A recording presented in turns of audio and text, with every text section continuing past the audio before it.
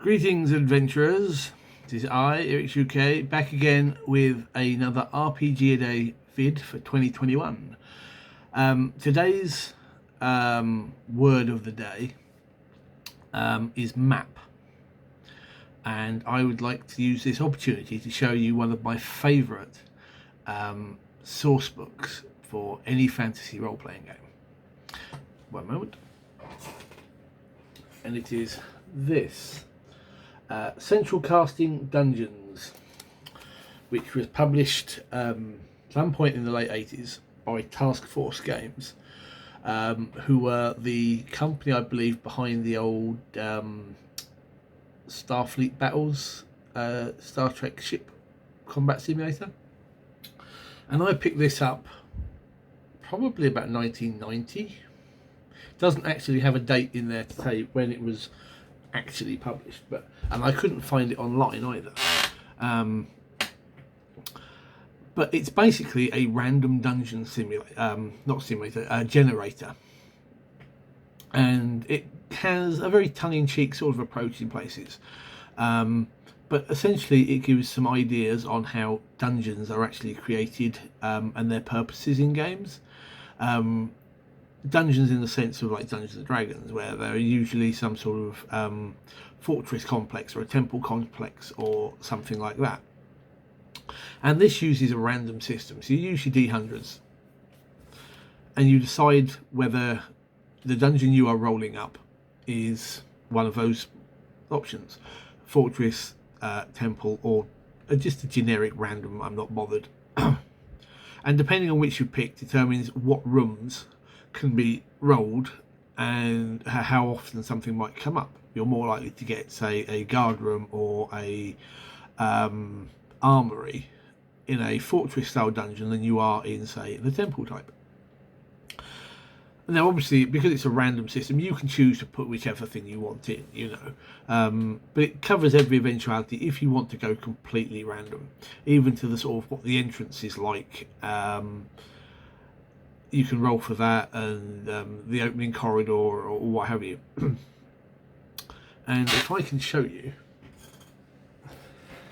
I don't know how well this will come out on screen, but you have, let's find a suitable option. I know, let's look for the arena, something like that. Here we go, barracks. So it would give you a bit of blurb up here, which is usually the tongue-in-cheek bit. Some information for the game's master, what that sort of room is like, what it would be used for.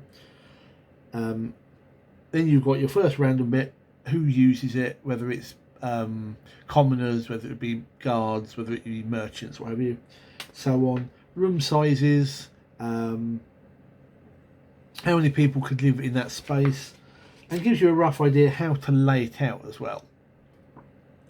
You've also got these cool little things about whether there are doors from it, and it gives you an idea what sort of threat level of creature should be in each room, giving it like a rising scale. I think they class it from A, B, C, D, E, and C is sort of like appropriate to your characters, your party's characters.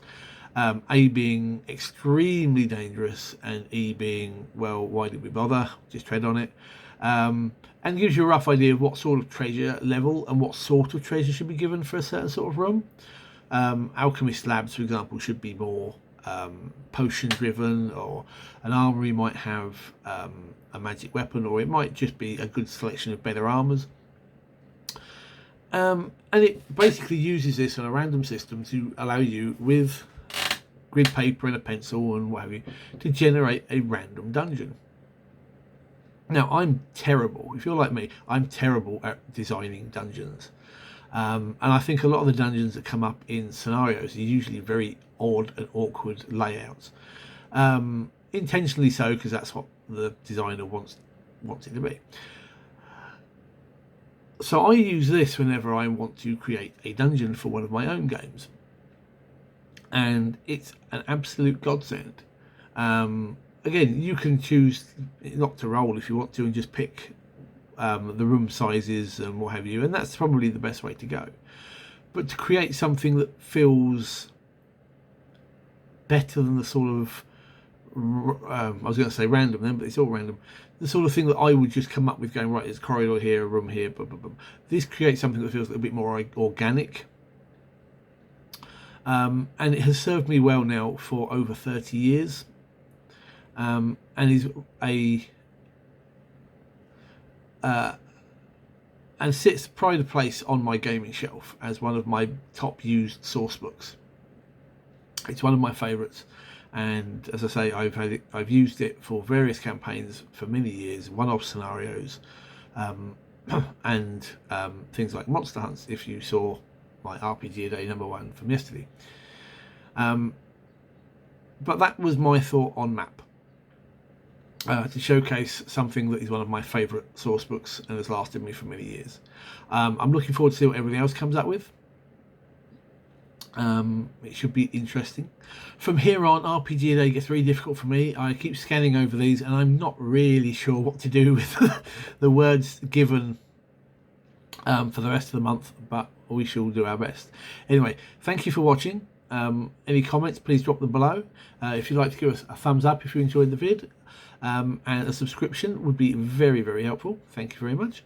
I look forward to your comments and seeing everybody else's videos for the month. Until then, take care guys, and good gaming.